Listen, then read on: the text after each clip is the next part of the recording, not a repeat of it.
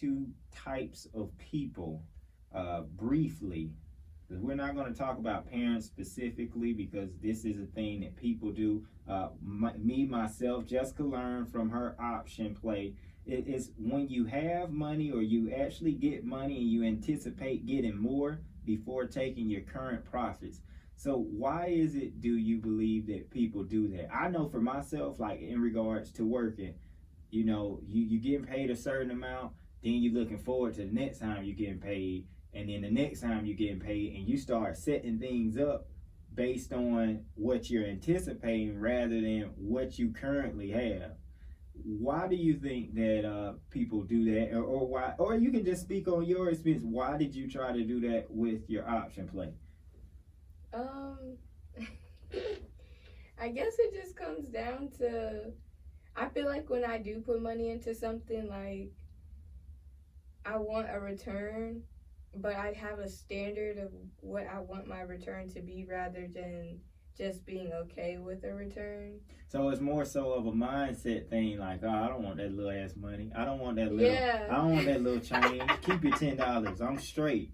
But it's like, look, them $10 will add up to 20 to 40 to 80. Then you making 160. And honestly, where I've kind of learned that adds up is recently, over the weekend, I actually did, because for a minute with my candles, shout out to Comfort Candles. Yeah, doing well. I was just taking the profit, but I was just putting it away. I wasn't really looking at it. But once I really counted it up, I was like, wow, this is a lot more than I even knew that I made. Yeah, it's a lot more than that little ass money you thought you was making. Yeah. So, but that's what happened when you stack it up, and then it's very important to reinvest your profits. We always talk about that, but just want the listeners to know. So oftentimes we forget about reinvesting to make more money. We want to take the money and run, and then often we run out of money.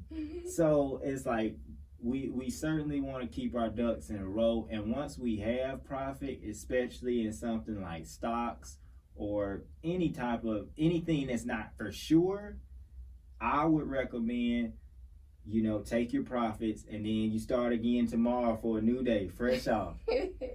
Now, the next type of person that we want to discuss, now both of these are tied into money because, of course, the Trump checks just dropped maybe a week and a half ago, is the kind of person that gets money and becomes a new person. The person that before they received their money, they were struggling. You all may have been struggling together, making it work. Now, once your Trump check hits, I can't stand you. I'm better off without you. You can't stand or can't wait to leave your spouse or partner. Like, you don't need to totally abandon your partnership just because you're going to receive joy. We ain't going to say a little money, because to some it's a lot. To others it might not have been anything. But anytime you get a new amount of money that you might not have been expecting, why is it that people they just get new? Like my granddaddy said when he was here, they get funny with their money. So why is that? Talk about that and what you think, what the reasons are.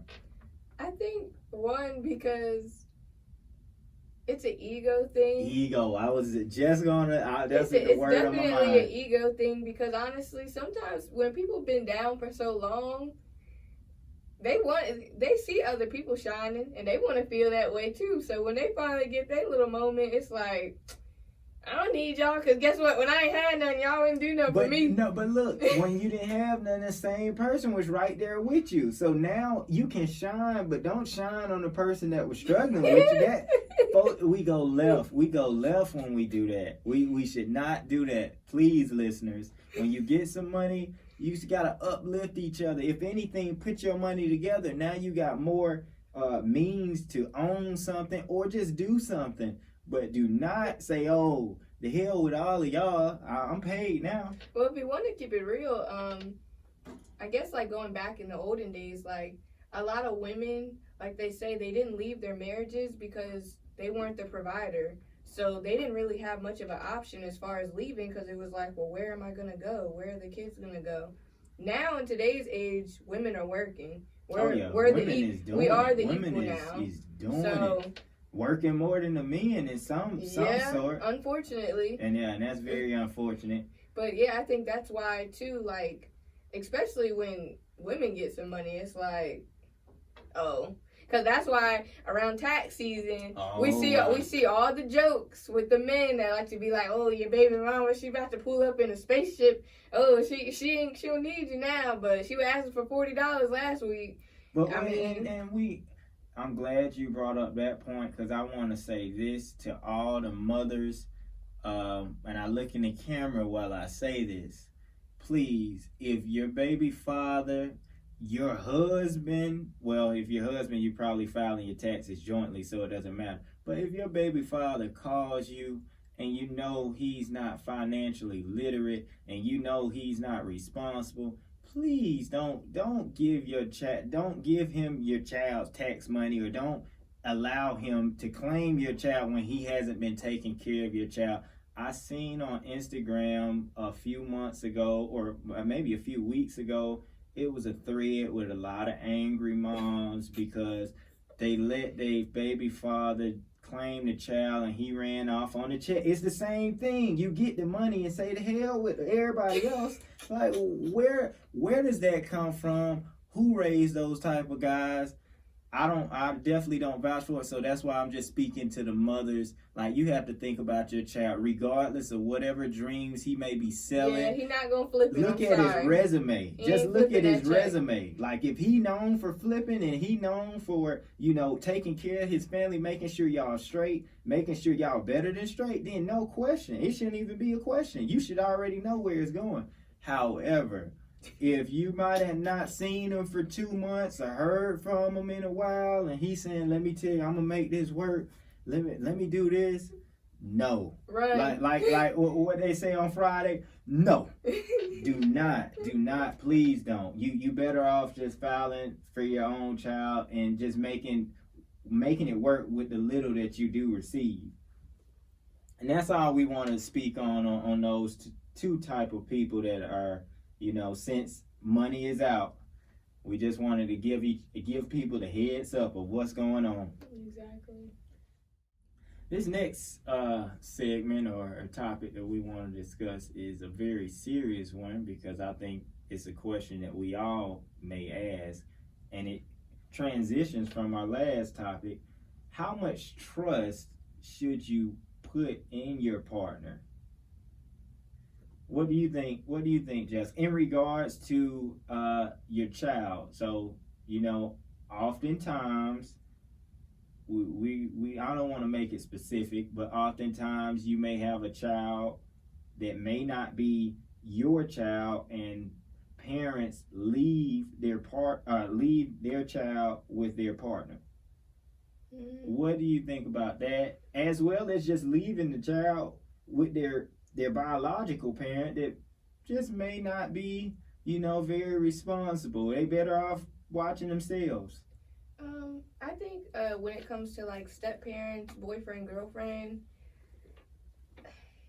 honestly, that's a very like touchy subject. Me personally, I have like certain criteria where I believe you shouldn't even introduce your other counterpart to your child unless like it's super, super serious, in my opinion, because we've seen too many instances where the mom done been with a boyfriend and they done killed the child, or the boyfriend done killed the child. Too many horror stories. Just horror stories behind like the boyfriend girlfriend thing, or the boyfriend has a girlfriend that don't like the baby mom, so she's revengeful towards the children. I just think, me personally, unless you are about to get married, and even in those cases, because we've heard of the step parent being horrible and the kids not liking them, I really feel like it's a case-by-case situation. But definitely the boyfriend-girlfriend thing, for me, we would have to be on a whole nother level in order for you to meet my child. I think as far as marriage, like if you have a kid with your partner, I know I struggled in the beginning with Vaughn and the baby, because I don't know if it was just maternal instinct that I just felt like, me as a mom had a different connection, so he wouldn't necessarily understand what needed to be done in order to take care of our child. I did have to learn to trust him with our child. Which wasn't hard. It wasn't Father hard. of the year and he's a great champ. dad. What are you he's talking about? No, I'm saying he's a great dad. It's just for me, like, I'm a self-sufficient person. I just feel like I know how to do it the best way that I know how. So it's really hard for me to let someone else come in and like take care or nurture or do something for my child the way that I see fit. But I mean, honestly, I think it just comes with time. I think it comes down to communication, knowing your partner. And if it's, like you said, boyfriend, girlfriend, you have to know your partner. It has to be to the point where even if you're about to get married to somebody, especially if you have a small child, they're pretty much marrying your child as well. So 100%. if your child does not, like, if your child almost isn't ready to call them mom or dad, or just at least look at them like some type of positive figure, all bets are off. Because at the end of the day, families first. You may be trying to create a new family, but you have to always stand for the current one that you have. So the children are most important. And you always could wait till they get a little older. If you really want to marry her or something like that, you wait till the children get a little older when they may be a little more receptive and agreeing upon that, or till they go to college. Then you can get married. But you just People don't want to wait that long. I understand, and I mean it's a sacrifice, but you don't want to have your children resenting you because you had a step parent that possibly did something that you may not know, or it just was mean to your child when you wasn't around. Because at the end of the day, we can't always be around. You're gonna have to put some faith in somebody to watch your child, but you want to make sure your child is comfortable with the person you leaving them with, even if that is your husband, or even if that is their biological father. Don't just drop them off during the summer because they just need to spend the summer with their father if they not comfortable being with their father, or vice versa, if they not comfortable being with their mother. Of course, the courts will get involved and all of that, but we just want to prevent that, but it's safety first. So I think that was a great topic to speak on. And for any parents that have any comments in regards to these topics, please send us a message. Our Instagram page is The Birth of Success Podcast. And you can send us a message as well at email us at thebirthofsuccesspodcast@gmail.com. We would love to hear from you.